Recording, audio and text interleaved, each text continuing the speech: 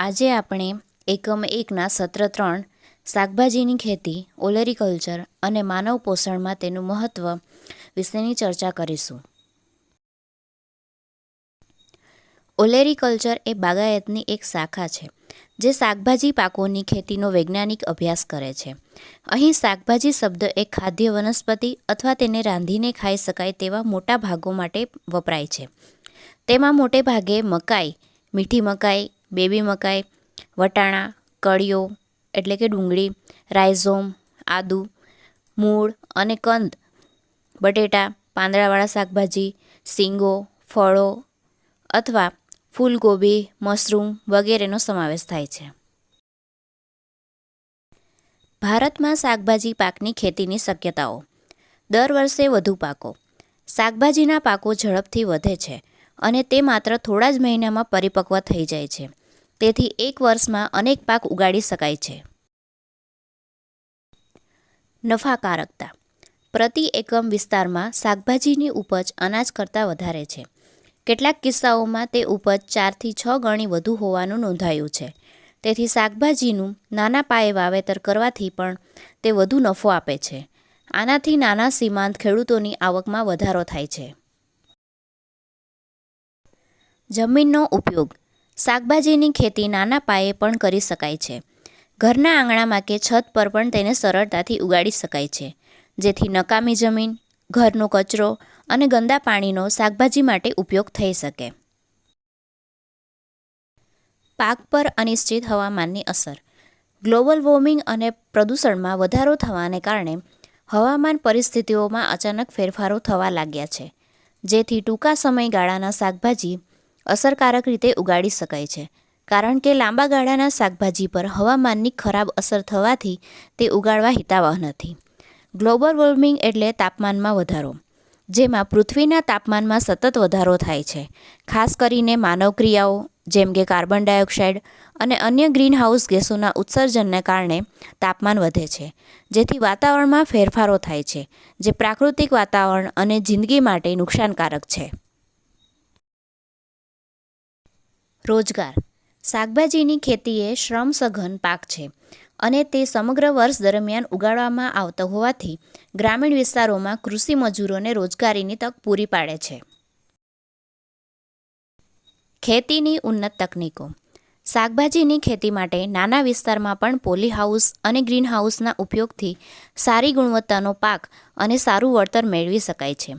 વિદેશી શાકભાજી જેવા કે સ્ટ્રોબેરી, બ્રોકોલી વગેરે પાકોને ગ્રીનહાઉસમાં ઉગાડી વધુ નફો મેળવી શકાય છે. બીજ ઉદ્યોગ. બીજ એ ખેત ઉત્પાદન માટેનું એક મહત્વપૂર્ણ પરિબળ છે. ગુણવત્તાયુક્ત બીજનું ઉત્પાદન એ ટેકનિકલ બાબત છે. ગુણવત્તાયુક્ત બીજ એ ખેત ઉત્પાદનો અને ખેડૂતોની આવકમાં વધારો કરે છે, તેમજ તેની ઉત્તર પૂર્વીય એશિયા અને આફ્રિકાના દેશોમાં નિકાસ વિદેશી હુંડિયામણ કમાવી આપે છે. વધતી સિંચાઈ સુવિધાઓ. દિવસે ને દિવસે લોકોમાં પાણીના સંરક્ષણ અંગે અને પાણીના સ્ત્રોત જેવા કે ડેમ, નહેરો, તળાવ વગેરે તથા પાણીની સિંચાઈના બીજા સ્ત્રોતના બાંધકામ વિશે જાગૃતતા વધી રહી છે. તેથી હવે પૂરતી સિંચાઈ સુવિધાના કારણે સમગ્ર વર્ષ દરમિયાન પાક લઈ શકાય છે. સારી પરિવહન સુવિધાઓ. દેશના પરિવહન માળખામાં સુધારો થયો છે અને આંતરિક અને દૂરસ્થ વિસ્તારો ધીમે ધીમે હાઈવે અને રેલવે સાથે જોડાઈ રહ્યા છે, જે દૂરના વિસ્તારોમાંથી શહેર સુધી ઝડપી પરિવહનની ખાતરી આપે છે. તેથી પાકનું પરિવહન સરળતાથી થઈ શકે છે. કુશળ માનવ શક્તિ. ખેડૂતો હાલના દિવસોમાં વધુ કુશળ થયા છે. ખેડૂતોને નવીન પદ્ધતિઓ અને વૈજ્ઞાનિક તકનીકો દ્વારા પ્રશિક્ષિત કરવામાં આવી રહ્યા છે. તેમની સમસ્યાઓ અસરકારક રીતે વિવિધ એજન્સી જેવી કે યુનિવર્સિટીઓ, રેડિયો, ટેલિવિઝન, મોબાઈલ ફોન અને અન્ય ડિજિટલ માધ્યમો વગેરે દ્વારા ઉકેલી શકાય છે, જેથી પાકમાં સુધારણા દ્વારા ઉત્પાદન વધારી શકાય. સરકારી સહાય.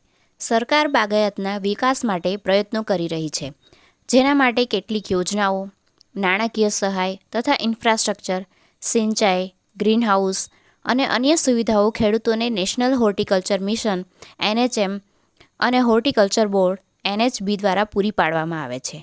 સેન્ટ્રલ વિભાગની જુદી જુદી યોજનાઓ બાજુમાં આપવામાં આવી છે. પ્રથમ યોજના છે પ્રધાનમંત્રી કિસાન સન્માન નિધિ યોજના. આ એક સરકારી યોજના છે જે કૃષિમાં કાર્યરત નાના અને મધ્યમ ખેડૂતોને આર્થિક સહાય પૂરી પાડે છે, જેમાં ખેડૂતોને સીધા તેમના બેંક ખાતામાં વાર્ષિક સહાય આપવામાં આવે છે, જેથી તેઓની આવક સુધરે અને કૃષિમાં જીવનયાપન વધુ સરળ બને. બીજી છે પ્રધાનમંત્રી કિસાન મન ધન યોજના. આ એક રાષ્ટ્રીય યોજના છે જે નાના અને મધ્યમ ખેડૂતોને પેન્શનની સુવિધા પૂરી પાડે છે, જેમાં 60 વર્ષ પછી ખેડૂતોને દર મહિને નક્કી કરેલ રકમ મળે છે, જે તેમના જીવનયાપનને સહારો આપે છે. પ્રધાનમંત્રી ફસલ બીમા યોજના. આ એક વીમા યોજના છે જે ખેડૂતોને કૃષિમાં સમસ્યાઓના સમયે આર્થિક સુરક્ષા પ્રદાન કરે છે. આ યોજનામાં પાકની નુકસાનની સ્થિતિમાં ખેડૂતોને વીમા કવચ હેઠળ સહાય મળે છે. આથી પ્રાકૃતિક આપત્તિઓ, રોગો અને અન્ય પરિસ્થિતિઓના કારણે નુકસાનને ઓછું કરવાના પ્રયત્નો કરવામાં આવે છે. મોડિફાઈડ ઇન્ટરેસ્ટ સબવેશન યોજના. આ એક યોજના છે જે કૃષિ અને ગ્રામ વિકાસ માટે ખેડૂતોએ લીધેલી નાણાકીય મદદ પર વ્યાજમાં રાહત આપે છે. આ યોજનાનો ઉદ્દેશ્ય ખેડૂતોને ઓછા વ્યાજ દરે લોન આપવા અને તેમની આર્થિક સ્થિતિને મજબૂત બનાવવાનું છે, જેથી તેઓ ઉત્પાદન વધારી શકે અને આવકમાં પણ વધારો કરી શકે. Agriculture infrastructure fund. આ ફંડ યોજના કૃષિ વિકાસ અને કૃષિ ઉદ્યોગમાં આધારભૂત રચના છે, જેના દ્વારા ખેડૂતો અને અન્ય સંસ્થાનોને વિતરણ, ગોડાઉન અને અન્ય આધારો માટે નાણાં મળે છે, જેથી કૃષિ ઉત્પાદન અને વ્યાપારને પ્રોત્સાહન મળે. Formation and promotion of new 10,000 FPOs કિસાન ઉત્પાદન સંસ્થાઓની રચના અને પ્રોત્સાહન યોજના. આ યોજનામાં કૃષિ અને ખેડૂતોના ગઠનને મજબૂત બનાવવા માટે તૈયાર કરાઈ છે. FPOs એ ખેડૂતોના ગઠનો છે જે સંસાધનો, માહિતી અને માર્કેટિંગમાં સહારો પૂરી પાડે છે. આ યોજના હેઠળ ખેડૂતોને સંગઠિત કરવામાં અને તેમની આવક વધારવા માટે મદદરૂપ છે, જેથી તેઓ વધુ મજબૂત અને સ્વતંત્ર બની શકે. National bee keeping and honey mission. Bharat સરકારની એક યોજના છે જે મધમાખીના પોષણ અને મધના ઉત્પાદનને વધારવા માટે ઉપયોગી છે. આ યોજના હેઠળ ખેડૂતોને મધમાખીની સુરક્ષા, સંવર્ધન અને ઉત્પાદન વિશે તાલીમ અને ટેકનિકલ સહાય આપવામાં આવે છે. તેનો ઉદ્દેશ્ય ખેડૂતોની મધમાખી ઉછેર દ્વારા આવક વધારવી અને કૃષિમાં મધમાખી ઉછેર અને મધના મહત્ત્વને પ્રોત્સાહન આપવું છે. માર્કેટ ઇન્ટરવેન્શન સ્કીમ અને પ્રાઇસ સપોર્ટ સ્કીમ. આ બંને યોજનાઓ છે જે ખેડૂતોને કૃષિ ઉત્પાદનોના ભાવોમાં સ્થિરતા લાવવા માટેની છે. Market intervention scheme. આ યોજના પ્રમાણે સરકારના પ્રોજેક્ટની મધ્યસ્થી બનીને માર્કેટમાં વધતા ભાવોને સંતુલિત કરે છે. જ્યારે માર્કેટમાં ભાવ ઓછા થઈ જાય છે ત્યારે સરકાર ખરીદી કરીને ખેડૂતોને નુકસાનથી બચાવે છે. Price support scheme. આ યોજના મુજબ સરકાર ખેડૂતોએ પોતાની પાકની વેચાણ રકમમાં નક્કી કરેલા સપોર્ટ ભાવને સમર્થન આપે છે. આ રીતે કિસાનોને નુકસાનથી બચાવવા અને તેમના જીવનધારાને સુધારવા માટે મદદ મળે છે. નમો ડ્રોન દીદી સ્કીમ. ગુજરાત સરકારની એક પહેલ છે જે મહિલાઓને ટેકનોલોજી ક્ષેત્રમાં જોડી રાખવા અને કૃષિ ક્ષેત્રમાં ઉત્પાદકતા વધારવાના હેતુથી શરૂ કરાઈ છે. આ યોજના હેઠળ મહિલાઓને ડ્રોન ઉડાન, જાળવણી અને ઉપયોગમાં તાલીમ અપાય છે, જેથી તેઓ આત્મનિર્ભર બને અને નોકરીઓમાં મોટી ભાગીદારી કરી શકે. માનવ આહારમાં શાકભાજીનું મહત્ત્વ. શાકભાજી એ માનવ આહારનો એક અગત્યનો ઘટક છે. તે વિટામિન્સ અને ખનિજ જેવા કે કેલ્શિયમ, ફોસ્ફરસ તેમજ કાર્બોહાઈડ્રેટ્સ અને પ્રોટીનનો કુદરતી સ્ત્રોત છે. આ પોષક તત્વો શરીરના વિકાસ માટે અને રોગપ્રતિકારક શક્તિ માટે આવશ્યક છે. તેથી શાકભાજીને રક્ષણાત્મક ખોરાક કહેવામાં આવે છે. શાકભાજી એ ખોરાકના પાચનને સરળ બનાવે છે અને માંસાહારના કારણે થયેલી એસિડિટીને દૂર કરે છે. તેઓ રેસાનો એક મૂલ્યવાન સ્ત્રોત છે. તે ઉચ્ચ પાચકતા ગુણાંક ધરાવે છે અને કબજિયાત દૂર કરે છે. આહાર તજજ્ઞો ભલામણ કરે છે કે પુખ્ત વયની વ્યક્તિના સંતુલિત આહારમાં દિવસ દીઠ 300 ગ્રામ શાકભાજી હોવું જોઈએ. માનવ આહારમાં શાકભાજીનું મહત્ત્વ. પહેલું પોષક તત્વ છે વિટામિન એ, જેનું રાસાયણિક નામ છે બીટા કેરોટીન. તેની અગત્યતા છે આંખ અને ચામડીની તંદુરસ્તી તેમજ શરીરના વિકાસ માટે જરૂરી. તેના ઉણપથી થતો રોગ છે વિકાસમાં અવરોધ, નરમ અને સૂકી ચામડી, અશ્રુગ્રંથિ સુકાવી, રતાંધળાપણું, આંખો આવવી, પથરી વગેરે છે.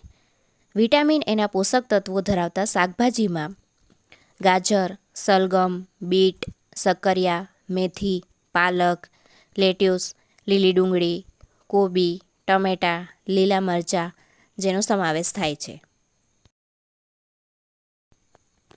વિટામિન B1, જેનું રાસાયણિક નામ છે થાઇમીન. તેના ઉણપથી થતો રોગ છે બેરી-બેરી, પેરાલિસિસ, ભૂખ ન લાગવી, વજનમાં ઘટાડો, શરીરનું તાપમાન ઘટવું, હૃદયરોગ, ચેતાતંત્રને લગતા રોગો. તેની અગત્યતા છે ચેતાતંત્ર અને પાચનતંત્રના સામાન્ય કાર્ય માટે તથા વિકાસ માટે જરૂરી છે. વિટામિન B1ના પોષક તત્વો ધરાવતા શાકભાજીમાં કોબી, ગાજર, ડુંગળી, લેટ્યુસ, ચોળી વગેરેનો સમાવેશ થાય છે. વિટામિન B2, જેનું રાસાયણિક નામ છે રિબોફ્લેવિન. તેની અગત્યતા છે તે ચામડી અને પાચન શક્તિ માટે જરૂરી છે. તેની ઉણપથી થતો રોગ છે પેલાગ્રા, મોંમાં ચાંદા પાડવા, હોઠ ફાટવા, ભૂખ ન લાગવી, થાક લાગવો, ચામડીના રોગો. આ વિટામિનના પોષક તત્વો ધરાવતા શાકભાજીમાં દરેક લીલા પાંદડાવાળા શાકભાજીનો સમાવેશ થાય છે. વિટામિન સી, જેનું રાસાયણિક નામ છે એસ્કોર્બિક એસિડ. તેની અગત્યતા છે તે તંદુરસ્ત રક્તવાહિનીઓ અને રક્ત પરિભ્રમણ માટે જરૂરી છે.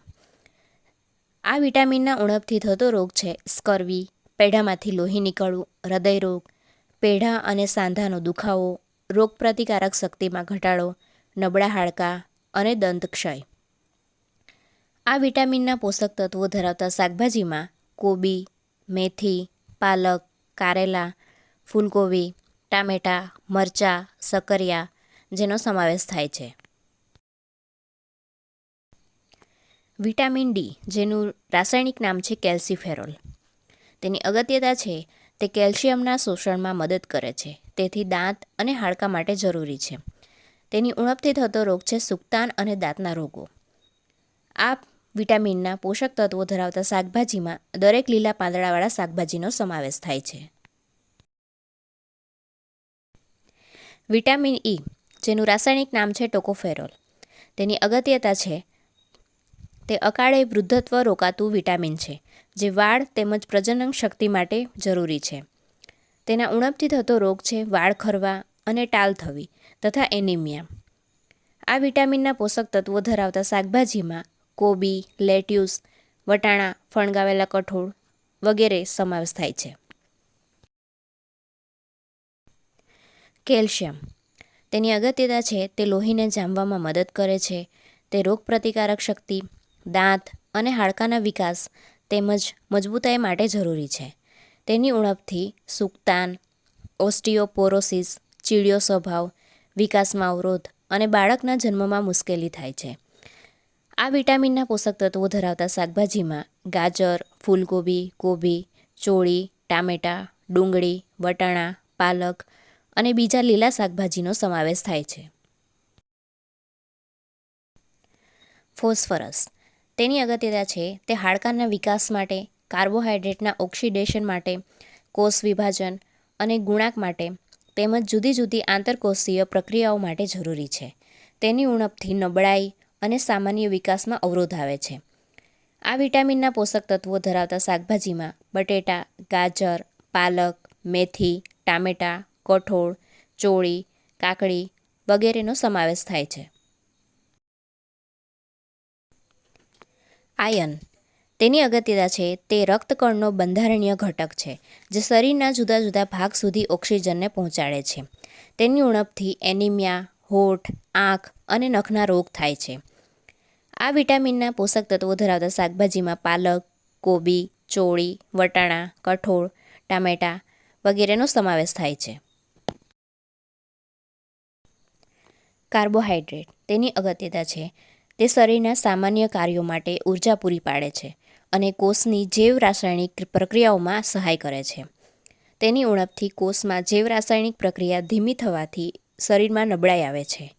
આ વિટામિનના પોષક તત્વો ધરાવતા શાકભાજીમાં મૂળો, ગાજર, સકરિયા, બટેટા, તરબૂચ, ટેટી, બીટ વગેરેનો સમાવેશ થાય છે.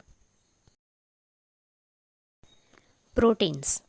તેની અગત્યતા છે તે શરીરના અંગો અને સ્નાયુના બંધારણનો મુખ્ય ઘટક છે તથા ચામડી, વાળ, નખ, હાડકાં, રક્તકણ અને સીરમનો પણ મુખ્ય ઘટક છે. તે એમિનો એસિડ ધરાવે છે જે સ્નાયુના બનવા અને જાળવવામાં મદદ કરે છે તથા પાચન ક્રિયા દરમિયાન બનેલા એસિડને તટસ્થ કરે છે, જેનાથી પાચન શક્તિ સુધરે છે. તેની ઉણપથી થતો રોગ છે શરીરનો વિકાસ રૂંધાવો, અપચો થવો તથા ચામડી, વાળ અને હાડકાને લગતા રોગો થવા. આ વિટામિનના પોષક તત્વો ધરાવતા શાકભાજીમાં પાલક, કોબી, મૂળો, વટાણા, કઠોળ વગેરેનો સમાવેશ થાય છે. ચરબી એટલે કે ફેટ.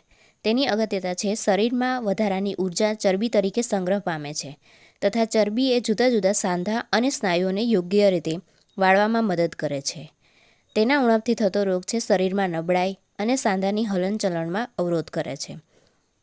આ વિટામિનના પોષક તત્વો ધરાવતા શાકભાજીમાં મરચાના બીજ, રીંગણા, કોથમીર, ટામેટાં, મૂળો, કાકડી વગેરેનો સમાવેશ થાય છે. આ સાથે આપણું સત્ર 3 અહીં પૂરું થાય છે. Thank you.